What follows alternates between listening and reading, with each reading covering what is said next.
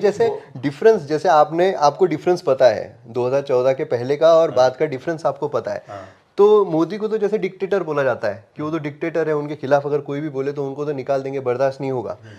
तो क्या डिफरेंस है एक्चुअल में, कैसे आप डिफरेंशिएट करते हैं कि पहले क्या था और अब लिबरल है या फिर? पहले, फिर कहता हूँ, पहले जो मैं दूरदर्शन में था, मुझे 22 साल हुए, पहले दूरदर्शन में विपक्ष को नहीं बुलाया जाता था। अब हम विपक्ष को बुलाते हैं। अच्छा, 2014 के पहले बुलाया नहीं जाता था? 2016 से पहले, 2016 में मैंने दो टूक नाम से प्रोग्राम शुरू किया। उससे पहले मैं सबको दोबारा ये अगेन मैं कहता हूँ फैक्चुअली चेक कर लीजिए, चैलेंज करता हूँ, 2016 से पहले विपक्ष को दूरदर्शन पर नहीं बुलाया जाता था। सिर्फ इलेक्शन के दिनों में बुलाया जाता था, क्योंकि इलेक्शन के दिनों में दूरदर्शन की मॉनिटरिंग इलेक्शन कमीशन करता है। हाँ, तो इलेक्शन के दिनों में बुलाया जाता था। और एक बार प्रयास हुआ था जब मनीष तिवारी आईएनबी मिनिस्टर थे, उन्होंने एक बार प्रयास किया था कि उन्होंने सोचा कि कुछ ऐसा करते हैं कि प्राइम टाइम में विपक्ष को भी बुलाएं। और वो प्रयास करीब 1-1.5 महीने 2 महीने चला वो प्रयास। लेकिन उस दिन एक दिन बीजेपी का एक कार्यकर्ता, बीजेपी का एक नेता आता है और उसने दूरदर्शन के स्टूडियो में बैठ करके सोनिया गांधी के लिए कुछ कहा।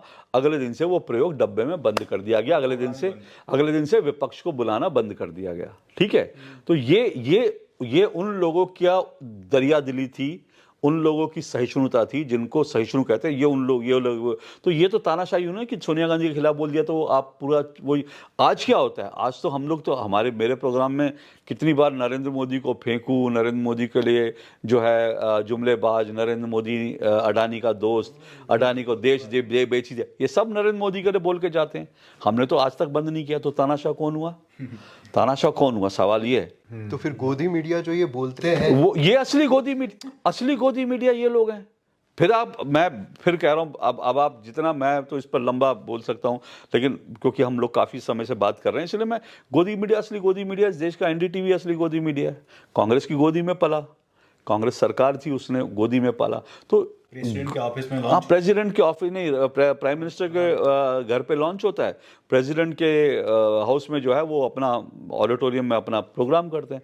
तो गोदी मीडिया तो वो था इस देश का। अगर सबसे बड़े गोदी पत्रकार कोई हैं, जो पहले गोदी पत्रकार हैं देश के, मतलब इनिशियली, तो वो गोदी चैनल एनडीटीवी, गोदी चैनल का मालिक प्रणव राय, शुरुआती देश के गोदी मीडिया और पत्रकार वो राजदीप सरदेसाई, बरखा दत्त, एनडीटीवी के लोग थे, ये जो रवीश कुमार, ये भारत के रियल असली गोदी मीडिया है, सबसे पहले वाले गोदी मीडिया है। कई बार आपने कहा कि डीडी न्यूज के जो रिसोर्सेस थे चुराया गया, पर एनडीटीवी को हाँ किया गया। हाँ, और वो तो उसकी सीबीआई इंक्वायरी, उसके बाद सब चीज़ें, बहुत सारी चीज़ें हमारे यहाँ प्रकाश में नहीं आती, उसको लेकर तो पूरा किताबें लिखी गई हैं। कैसे यहाँ का रिसोर्स चोरी हुआ, कैसे यहाँ की चीज़ें चोरी होती थी, कैसे यहाँ पे सरकार अपनी फंडिंग उनके लिए करती थी।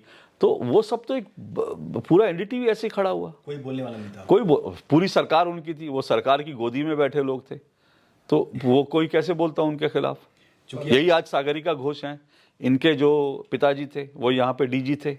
अब आप सोच लीजिए, अब आप इनका नेक्सस देखिए। वो सागरिका घोष जो हैं, जो उनके पिताजी यहाँ पर उस समय डीजी थे, उस समय एनडीटीवी खड़ा होता है। और आज सागरिका घोष जो है कहाँ हैं, आज राजदीप सरदेसाई कहाँ हैं।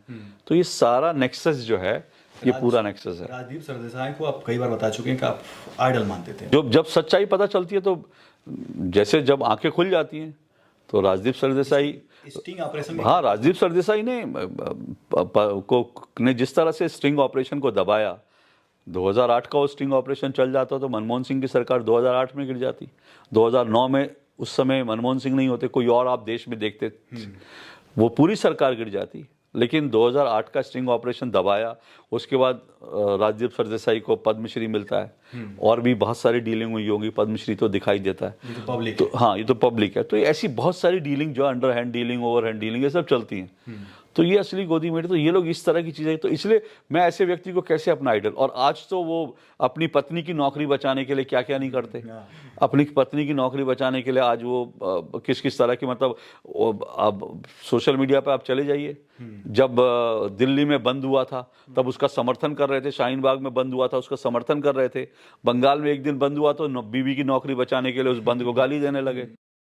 तो हाँ, ऐसे लोगों को हम कैसे आइडल मान सकते हैं? अब आप एक चीज़ उठा के देखिए, बड़ी इंटरेस्टिंग बात है। अब मुझे समझ में नहीं आता है कैसे लोग हैं। पुण्य प्रसन्न वाजपेयी आएंगे, हाथ हिलाएंगे, अब सरकार गई।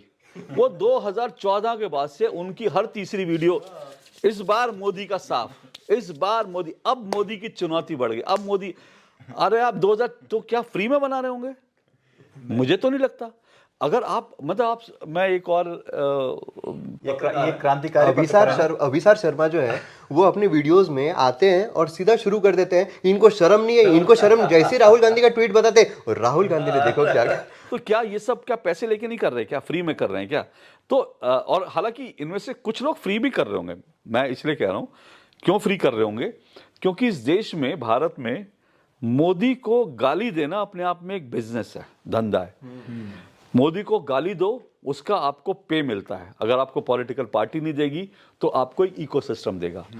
अब इनका इकोसिस्टम क्या है कि आप, अभी हम लोग बात कर रहे हैं, हमारे वीडियो पे कितने आएंगे नहीं आएंगे, लेकिन अभी मैं मोदी को गालियां देनी शुरू कर दूं, आप 100% आपकी शुरुआत 10 लाख से होगी वीडियो की, क्योंकि वो पूरा इकोसिस्टम है जो नरेंद्र मोदी को डेमोक्रेटिक तरीके से नहीं हरा पा रहा है। तो उसका क्या है, उसका लगता है कि जो मोदी को गाली दे उसके खड़े हो जाओ, उसके पीछे खड़े हो जाओ। मैंने ऐसे बहुत से लोग देखे जिनको कोई तमीज़ नहीं है, जिनको कुछ नहीं आता है, कुछ नहीं, लेकिन रवीश कुमार को फॉलो करते हैं। उनको एक सच, उनको सच झूठ से कोई मतलब नहीं। मैं फिर बता रहा हूँ ना, कल जब मैं बैठा था, जिसका मैं बात कर रहा था, एक पूर्व सांसद के साथ मैं बैठा था। और हाँ, नहीं, बीजेपी के नहीं थे, दूसरी पार्टी के, यूपी के पूर्व सांसद के साथ बैठा था। तो उन्होंने कहने लगे, उन्होंने कहा ये कंगना पे होगी बहस, कंगना पे। मैंने उनको कहा ये खबर दिखा दूं, तो उन्होंने बोला जी सारा मीडिया झूठ बोलता है। तो मैंने कहा, बोले मैं तो जी टीवी देखता ही नहीं, आजकल मीडिया झूठ। मैंने कहा जी मैं बीबीसी की खबर दिखा रहा हूँ, ठीक है? तो अच्छा बीबीसी की खबर है? मैंने कहा बीबीसी की खबर है, मैं आपको आज तक की या डीडी न्यूज की खबर नहीं दिखा रहा हूँ। तो बोले हम तो टीवी देखते नहीं, सारा मीडिया झूठा है। अच्छा। अब आप सोचो, ये रवीश कुमार ने क्या, रवीश कुमार ने कि टीवी मत देखो, ठीक है, एक बार कहा था मुझे देखो, ठीक है ना, और काली करके बैठ जाते थे स्क्रीन जब वो। तो ये गोदी मीडिया है, ये सब इन्होंने इस तरह की, तो इस तरह की। अब उस आदमी को, वो जो पूर्व सांसद रहा है, उसको इतना नहीं पता कि रेप हुआ है भाई साहब, बलात्कार वहां हुआ है, सामूहिक बलात्कार हुआ है, उस लड़की की मौत हो गई है। उसका बेचारा पिता जो है, रोते बिलखते पुलिस में कंप्लेंट लिखा है। उसके बाद ये भी कुछ मीडिया रिपोर्ट्स कहती हैं कि उसके ऊपर दबाव था, बेचारा चुपचाप चला गया बंगाल। उसने अपने केस को परस्यू भी नहीं करा, क्योंकि डर के मारे उसको लगा कि इन लोगों से कैसे। अब आप इसको, मतलब आप इसको मानने को तैयार नहीं है, सांसद मानने को तैयार, आप ये मानने को तैयार नहीं है आप, लेकिन ये मान लेंगे कि भारत में जो मिस इंडिया है उनमें कोई अल्पसंख्यक नहीं है। अरे भाई साहब, अकल के अंधो, भारत की पहली मिस इंडिया एक मुस्लिम थी, और 24 मिस इंडिया भारत की मुस्लिम हो चुके। मुस्लिम यानी अल्पसंख्यक हैं, मुस्लिम, ईसाई, सिख, 24 से ज्यादा, आदिवासी हैं, उसमें दलित हैं, उसमें ओबीसी हैं, लेकिन आपको कुछ नहीं दिखता। वहां राहुल गांधी ने कह दिया, ओ क्या क्या तालियां। जब राहुल गांधी का हुआ, आप देखिए, जब राहुल गांधी कह रहे थे, पब्लिक क्या खुश हो रही थी। अरे भाई पढ़ तो लेते, कुछ पढ़ तो लेते, कुछ देख तो लेते राहुल गांधी। और इनकी ताकत क्या है? इनकी ताकत है इनकी बेशर्मी और इनकी गेंडे जैसी खाल। आप और मैं अगर एक फेक ट्वीट कर दें, हम 4 दिन बाद हम फेक पकड़ा जाएगा। तो इतनी, मैंने एक बार एक ट्वीट कर दिया था, उसको जुबेर ने फैक्ट चेक करा। वो ट्वीट भी क्या था, मैंने उसमें लिखा कि एनडीटीवी की वैन जलाई गई जब सीए को लेकर प्रोटेस्ट हो रहे थे लखनऊ में। वो एनडीटीवी की नहीं, बीबीसी की थी। वैन जली थी, मीडिया पर हमला हुआ था, लेकिन मेरा फैक्ट चेक किया गया कि भाई फेक न्यूज। अब उसको लेकर मुझे इतनी शर्मिंदगी हुई, जबकि खबर वो सच्ची थी, लेकिन एक उसमें फैक्ट, मुझे बड़ी शर्मिंदगी हुई। लेकिन ये लोग ऐसे बेशर्म लोग हैं, एक झूठ, दूसरा झूठ, तीसरा झूठ, चौथा झूठ। अब आप देखिए, भारत में एक यूट्यूबर, एक 2-3 हैं, और उनके कुछ फैक्ट, एक महिला यूट्यूबर है, और उनके कुछ कार्टून टाइप है। कार्टून टाइप कहूँगा तो सब लोग समझ जाएंगे कौन है, इससे ज़्यादा कहने की ज़रूरत नहीं, फुटेज मिलेगी, क्योंकि उनका एक चीज़ पे मैंने लिख दिया था कि कार्टून टाइप महिला कौन है। तो उनको इस बात पे गुस्सा आ गया था कि मैं उनको पहचानता नहीं। अरे भाई मुझे सचमुच नहीं पता भाई, मैंने आपका यूट्यूब चैनल नहीं देखा, आप बहुत बड़ी पत्रकार होंगी, मैंने नहीं देखा, मेरी अज्ञानता है।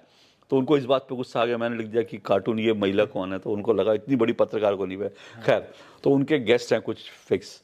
अब उनके आप 8-10 वीडियो जो है ना, 2 चुनाव के बाद से देखने लगी है।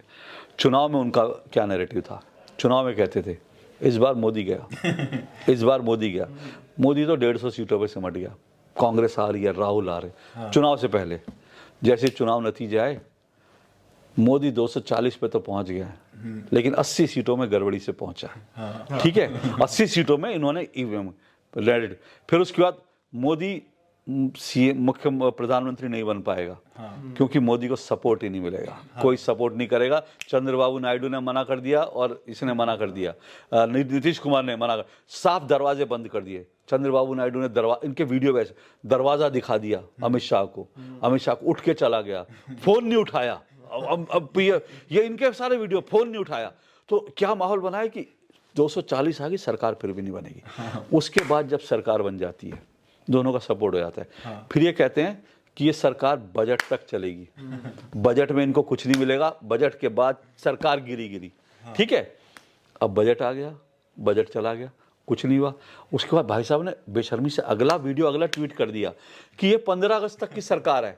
15 अगस्त को लोग इंतजार कर रहे हैं कि ये भाषण क्या देंगे। अगर इन्होंने सेकुलरवाद पर इस सब पे नहीं बोला तो अब की सरकार गई। 15 अगस्त का भाषण खत्म हो गया, अभी भी है। अब अगला कुछ और लाएंगे, अगला। तो ये कैसे, मतलब मुझे लगता है, और मतलब ये लोग तो जाहिल हैं, और ये लोग चलो मान लो पैसे के लिए कर रहे हैं, ये लोग मोदी से नफरत के चलते कर रहे हैं। भैया इनके जो फॉलोअर हैं वो कैसे जाहिल लोग हैं कि उनका एक झूठ, दूसरा झूठ, तीसरा झूठ, चौथा झूठ, कितने झूठ आप देखोगे भाई, कितने झूठ आप सह सकते हो। मतलब वो आदमी रोज आकर अपना YouTube बनाकर वो रोज आपको जूता लगा रहा है कि तुम देखो बेवकूफ हो, आप उसका लाइक दबा रहे, टन वो जूता मार रहा है कि तुम बेवकूफ हो, घंटी बजाओ। उसके बाद वो दोबारा आता है, फिर दोबारा जूता मारता है, कहता है घंटी बजाओ, आप घंटी बजाओ। फिर तीसरी बार आता है, फिर जूता मारता है। आप रोज उसके जूते खा रहे हो और ताली बजा रहे हो, हाँ, और आप कह रहे हो बड़े खुश हो रहे हो। वो आपको रोज जूता मारा, रोज आपके सामने झूठ परोस रहा है, रोज आपको गलत जानकारी दे रहा है, आप टन टन टन उसकी घंटी बजा रहे हो।